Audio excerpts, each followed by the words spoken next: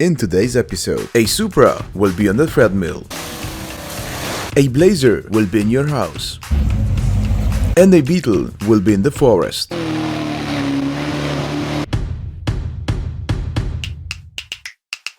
Who knew that removing your rear shocks in a front-heavy car would allow it to do push-ups?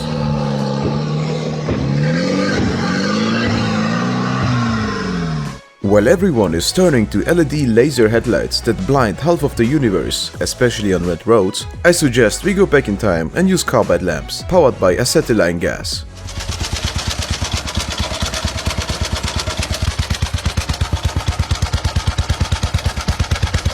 So recently, I was looking for some turbo Miatas and I stumbled across this video. If you look very closely, you can see that the boost gauge is rather interesting.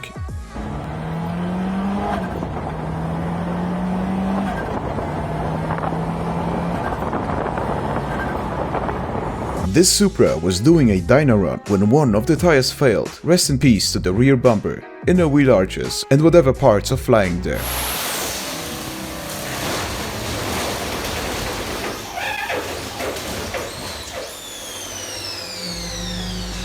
This is the Shutoko Expressway, located in Tokyo. It became famous after it was used as the home course for the Midnight Club, probably the most famous street racing club, where drivers would reach speeds up to 320 km an hour. You may know this road from games and movies, and apparently, to this very day, you can spot some crazy drivers.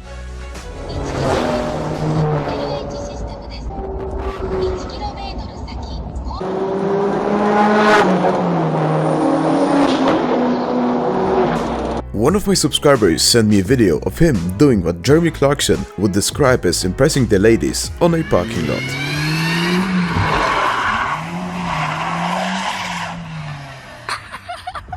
While Mercedes owners brag about having seats that can give you a massage, they don't realize that Fiat beat them by almost 50 years.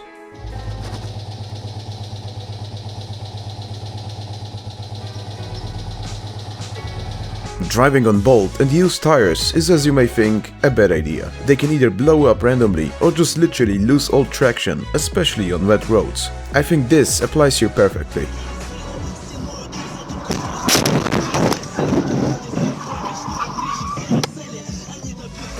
The longest straight on the Nordschleife got completely renovated this year, because it was too bumpy in some places. That's what makes drivers from back in the day extra impressive.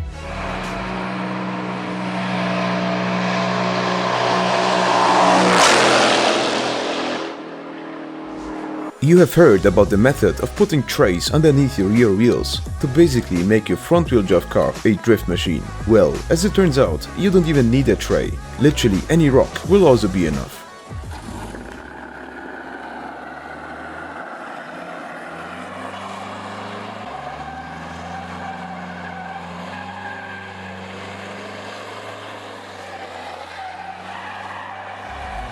You don't have a place to practice drifting? Maybe you don't have enough determination. This guy proves that you can drift anything, anywhere.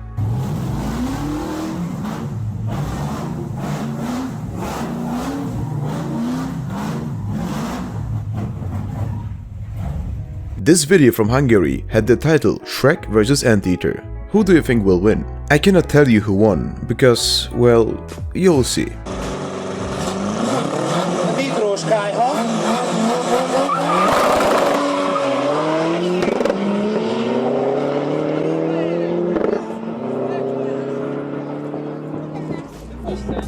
If you really want to stand out at the next car meet, you will need a Stirling engine and a buggy. This will guarantee people turning heads.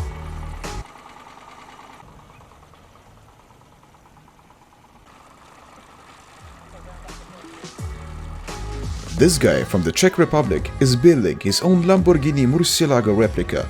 Obviously with a V12 engine. With the tube chassis, this thing kind of reminds me of older LMP1 cars.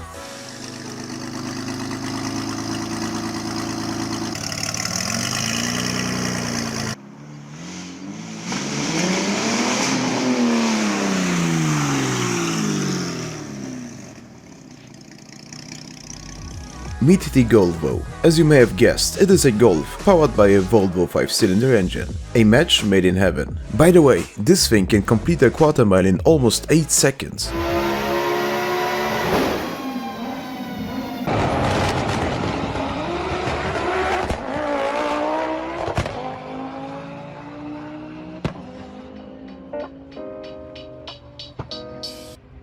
This is how you present your new trucks to the customer the right way.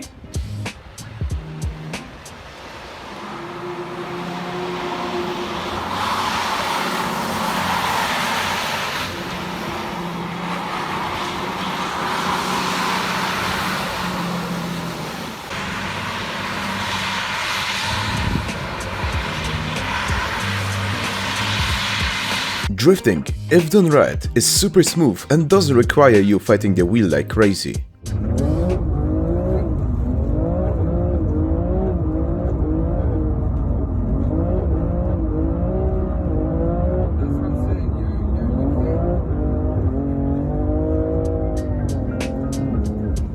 Another one. Guess this car by the sound.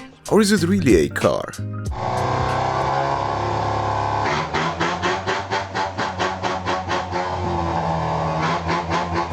Yes it is. It's the Mazda RX-500 concept, basically a test mule for high-speed safety technology. It had 250 horsepower and weighed only 600 kilos.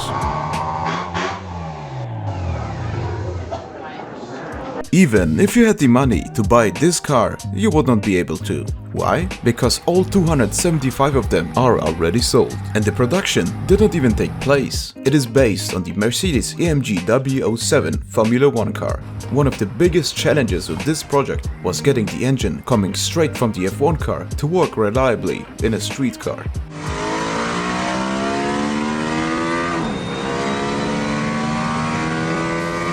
This is the Cotswold Clouds Motor Trial. It's not a race, it's not a rally, it's simply a test of off-road driving skills. What makes it so interesting is the fact that some cars look like they came straight from a normal road, totally unprepared for going off-road, especially in the harsh turns called the crooked mustard.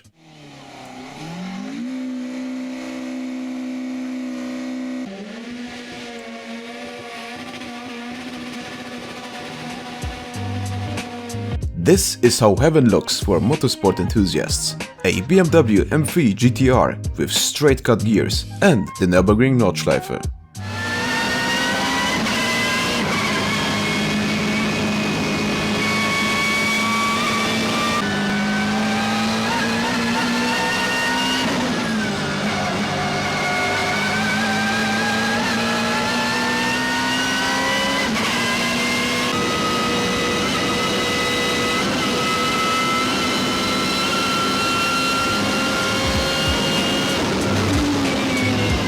One of my viewers sent me a video of his recent trip to Hawaii.